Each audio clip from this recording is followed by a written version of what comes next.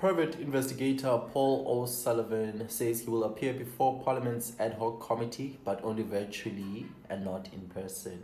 The committee was set up to look into serious allegations involving senior police officials, corruption and interference in the justice system. It has already heard from several witnesses as it works towards its deadline.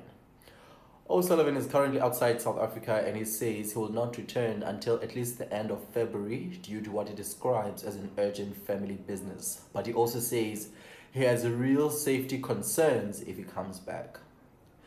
In a written submission to the committee, O'Sullivan confirmed he is willing to testify, but only virtually. He said he will testify online provided a suitable date can be agreed. He told the committee his evidence would include his previous submission to the Nhlanhla Commission and a criminal case he claims to have opened against a senior police official's chief of staff. He made it clear that he will not answer questions about his personal life, family, or events before leaving South Africa.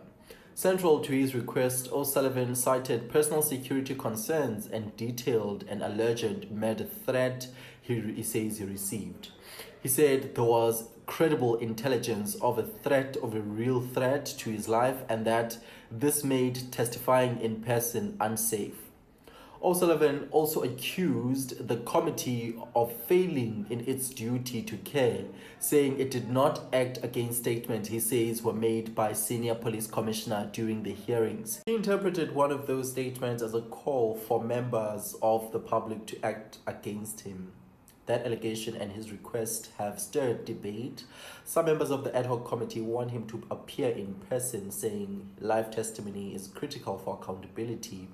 Others note the committee's own rule allow for virtual testimony in exceptional cases, and O'Sullivan is arguing his situation qualifies. And has been outspoken in the media about his claims, and he says his safety concerns are linked to those public statements and backlash they generated. He also said he moved his 7 children out of the country for their safety.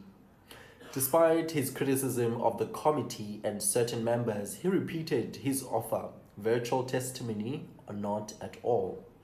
The committee's work continues with other witnesses scheduled to appear in the coming weeks. How Parliament deals with O'Sullivan's request could shape the final phase of the inquiry.